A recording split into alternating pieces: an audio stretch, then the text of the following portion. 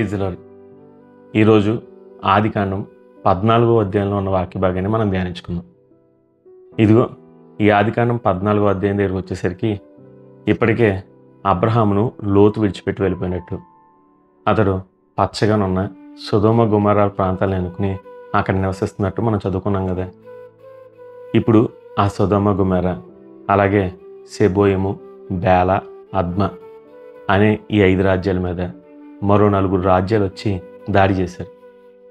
ఆ 4 రాజులు ఈ సొదొమ గొమొర్రాతో పాటు ఉన్న 3 రాజ్యాలు, మొత్తంగా ఈ 5 రాజ్యాలు కలిపి సిద్దీము లోయ అనే ప్రాంతంలో యుద్ధం చేసుకుంటూ ఉన్నాయి. ఆ సిద్దీము లోయలో విపరీతంగా మట్టికీళ్ళ లోయలు ఉన్నాయంట. ఇప్పుడు ఈ 5 రాజులు ఆ మట్టికీళ్ళలో పడి ఇరుక్కుపోయి ఆ యుద్ధంలో అపజయం పొందారు.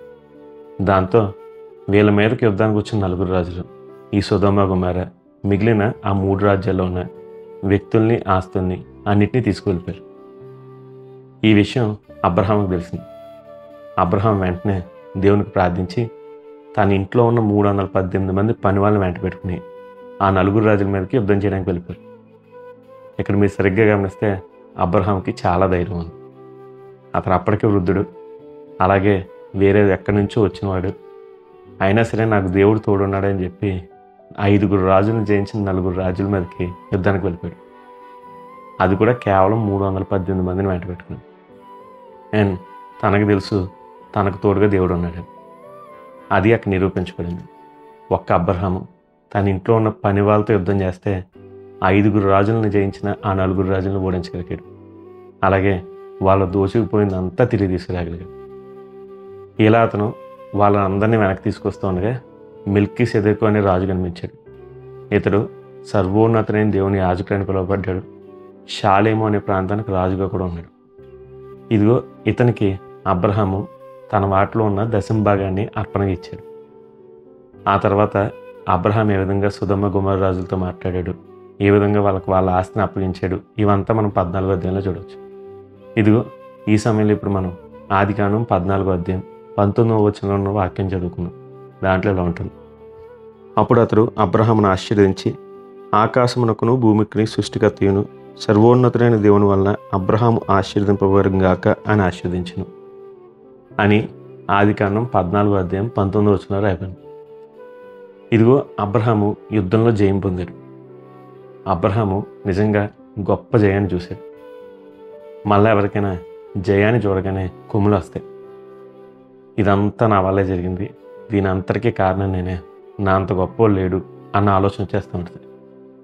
కానీ ఆ విషయాన్ని అబ్రహాంలో చూసినప్పుడు అతను విజయం పొందాక అతని జీవితం మనకు కొన్ని పాఠాలు నేర్పుతోంది.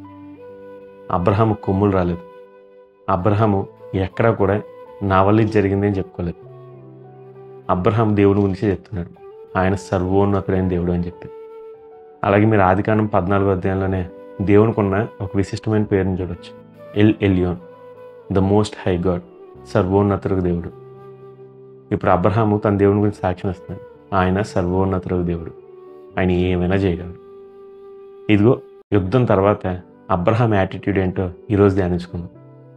మొదటిగా యుద్ధం జయించి వచ్చిన అబ్రహాము మెల్కీసెదెకును చూడగానే అతడు రాజుని, సర్వోన్నతుడు దేవునికి యాజకుడని తెలుసుకుని తన వాటిలో ఉన్న దశంభాగాన్ని అతనికి సమర్పించాడు.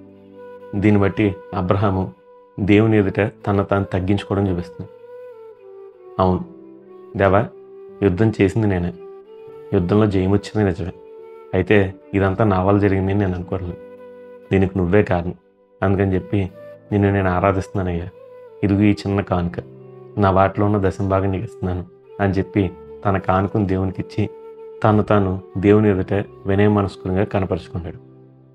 ఎప్పుడు గుర్తుపెట్టుకోండి, మనకి ఏ విషయంలోనే ఆశీర్వాదించే దేవుడు, మనల్ని గొప్ప చేసే దేవుడు, మనల్ని ఆశీర్వదించే దేవుడు. అందుని బట్టి మనం ఎప్పుడు ఆశీర్వదించమన్నా మన కానుకల్ని దేవుని దగ్గర తీసుకురావాలి. చాలామందికి దశంభాగం అనగానే ఇదిగో ధర్మశాస్త్రం చెప్తుంది, దాన్ని ఇవ్వాలని మనకి ఇప్పుడు ఏ రూలు లేదు, మనం దశంభాగం ఇవ్వక్కర్లేదు అని చెప్పి వాదం పెట్టుకుంటూ ఉంటారు. ఇలా మీలో ఎవరైనా వాదం పెట్టుకునేవారు ఉంటే మొదటగా మీకు నేను ఇచ్చే సలహా ఏంటంటే, మీ హృదయం దేవునికి ఇవ్వండి, మీ జీవితం దేవునికి ఇవ్వండి. మీ సమయంలో దశంభాగం మీరు ఇవ్వగలిగినప్పుడు ఆ తర్వాత మీ డబ్బులో దశంభాగం గురించి ఆలోచించండి. అప్పుడు మాత్రమే మీ డబ్బులో దశంభాగం దేవునికి ఇవ్వండి. ఎందుకంటే మీరు అన్నిటికంటే ఈజీగా ఇచ్చేయగలిగింది మీ డబ్బు. మీరు చాలా కష్టంగా ఇవ్వగలిగింది మీ జీవితం. అందుకని చెప్పి మొదట మీ జీవితాన్ని ఇవ్వండి. మీ సమయంలో దశంభాగం దేవునికి ఇవ్వడం మొదలుపెట్టండి. ఆ తర్వాత మీ డబ్బు గురించి ఆలోచించండి. అండ్ అలాగే ధర్మశాస్త్రానికంటే ముందే అబ్రహాము దేవునికి దశంభాగం ఇచ్చాడు. కాబట్టి దశంభాగానికి ధర్మశాస్త్రానికి పెద్దగా లింక్ ఏమీ లేదు. కాబట్టి మీరు తప్పక దశంభాగాన్ని ఇవ్వచ్చు, దాంట్లో తప్పేమీ లేదు. కానీ మరలా మీరు ఎవరైనా వాదం పెట్టుకునే వరకు ఉంటే మొదట మీ జీవితాన్ని, మీ సమయాన్ని ఇవ్వండి. ఆ తర్వాత దశంభాగం గురించి ఆలోచించండి. ఇక రెండవదిగా, అబ్రహాము యుద్ధంలో జయించిన తర్వాత తనకి శోధనలు వచ్చాయి.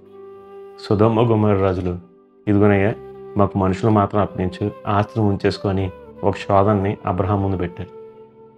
కానీ అబ్రహాము చాలా చాకచక్యంగా దాన్ని జయించాడు. ఇదిగో మీరు ఇస్తున్న ఈ ఆస్తిని బట్టి తర్వాత రోజుల్లో దేవుడు నన్ను ఆశీర్వదిస్తే అబ్రహాం మా వలన ఆశీర్వదించబడేదని మీరు ఆ క్లెయిమ్ని తీసుకుంటారు. నాకు అది నచ్చలేదు. నన్ను ఆశీర్వదించే దేవుడు, నన్ను గొప్ప చేసేది దేవుడు, నాకేమైనా ఉందంటే దేవుని వల్ల వచ్చింది. అందుని బట్టి నేను మీ దాంట్లో చెప్పులు వారినైనా తీసుకుని అని చెప్పి వాళ్ళకి తెగేసి చెప్పాడు.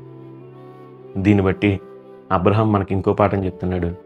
మీకు ఎప్పుడైనా విజయం వచ్చినప్పుడు మీకు శోధనలు వస్తే ఎలా జయించాలి గుర్తుపెట్టుకోండి. దేవుడు మిమ్మల్ని ఆశీర్వదిస్తే తప్పక శోధనలు వస్తాయి. ఆ శోధనలన్నింటినీ జయించాలి అన్న విషయాన్ని ఎప్పుడు గుర్తుపెట్టుకోండి. మహిమ ఎప్పుడూ దేవునికే రావాలి. కొన్నిసార్లు మీకు కొన్ని ఆఫర్లు వస్తాయి, దాంట్లో దేవునికి మహిమ లేదనుకోండి, వెంటనే తృణీకరించాలి. ఇదిగో ఈ విషయాన్ని బట్టి దేవునికి మహిమ లేదు కాబట్టి నాకు ఇది వద్దు, నేను ఈ మాట మాట్లాడితే దేవునికి మహిమ లేదు కాబట్టి నేను ఏ విధంగానే ఈ పని చేయడానికి ఇష్టపడను, నేను ఈ పని చేయడం వల్ల దేవునికి ఏ విధంగానే మహిమ రావట్లేదు కాబట్టి నాకు ఈ పని చేయడం ఇష్టం లేదు అని చెప్పి తృణీకరించాను. అదే మీరు శోధన జయించగలిగే మార్గం. ఇదిగో ఆ విధంగానే సొదొమ గొమొర్రా రాజులు ఇచ్చిన ఆఫర్ని అబ్రహాము తిరస్కరించాడు. దాని ద్వారా శోధన జయించాడు. ఇక చివరిగా అబ్రహాము తనను తాను తగ్గించుకోవడం, శోధన జయించడం మాత్రమే కాదు, దేవుని గురించి సాక్ష్యం కూడా ఇవ్వడం చూడవచ్చు. అతను సొదొమ గొమొర్రా రాజులతో చెప్తున్నాడు, ఆకాశానికి భూమికి దేవుడు, సర్వోన్నతుడైన దేవుణ్ణి సాక్షిగా నేను ప్రమాణం చేస్తానని చెప్పి. దీన్ని బట్టి అబ్రహాము నా దేవుడు సర్వోన్నతుడైన వాడు, ఆయన భూమిని ఆకాశాన్ని కలగజేసిన వాడు, ఆయన నన్ను తప్పక ఆశీర్వదిస్తాడు, ఇప్పటి వరకు నన్ను ఆశీర్వదించాడు, ఇక ముందుకు ఇంకా ఆశీర్వదిస్తాడు అని చెప్పి తన దేవుని గురించి ఎదుటి వాళ్ళకి సాక్ష్యం ఇచ్చేస్తున్నాడు. ఈ విషయాన్ని ఎప్పుడు మర్చిపోకండి. మీరు ఏదైనా విషయంలో ఆశీర్వదించబడ్డారా, ఏదైనా విషయంలో జయం పొందారా, అయితే దేవుని గురించి ఎలుగెత్తి చెప్పండి. దీని అంతటికీ కారణం దేవుడే, ఇంతగా నన్ను ఆశీర్వదించిన దేవుడే అని చెప్పి. అదే విషయాన్ని మనకు అబ్రహాం నేర్పుతున్నాడు. ఇదిగో ఈ ఆదికాండం 14వ అధ్యాయంలో అబ్రహాం తన 318 మంది దాసులతో 4 రాజులను జయించి వచ్చాక అతను మనకు నేర్పుతున్న పాఠాలు ఇవే. విజయం పొందిన తర్వాత అతను తన కానుకను దేవునికి ఇచ్చి తాను దేవుని ఎదురు తగ్గించుకుని చూపించాడు. సొదొమ రాజు ఇచ్చిన ఆఫర్ని తిరస్కరించి శోధన జయించాడు. అలాగే తన ఎదుట ఉన్న వాళ్ళందరికీ నా దేవుడు గొప్పవాడు, ఆయనే నాకు ఈ జయం ఇచ్చాడు, ఆయన వల్ల నేను ఇంకా ఆశీర్వదించబడతానని చెప్పి సాక్ష్యం ఇచ్చాడు. ఈ విషయాల్ని మనం నేర్చుకుందాం. అబ్రహాం వల్లనే మనం కూడా దేవుని ఎదుట సరిగ్గా ప్రవర్తిద్దాం. మరి ఈరోజు నుంచి అలా చేస్తారా? చిన్న ప్రార్థన. పరలోకమైన తండ్రి, ఇదేనా అన్న ఆదికాండం 14వ అధ్యాయం ద్వారా నువ్వు మాతో మాట్లాడిన విధానాన్ని బట్టి నీకు వందనాలు. అబ్రహాము తన జీవితంలో ఆశీర్వాదాన్ని జయాన్ని చూసిన తర్వాత ఏ విధంగా నీ ఎదుట తాను తగ్గించుకున్నాడో, వినయమనస్కుడు అయి ఉన్నాడో నువ్వు మాకు తెలియజేసినందుకు నీకు వందనాలు.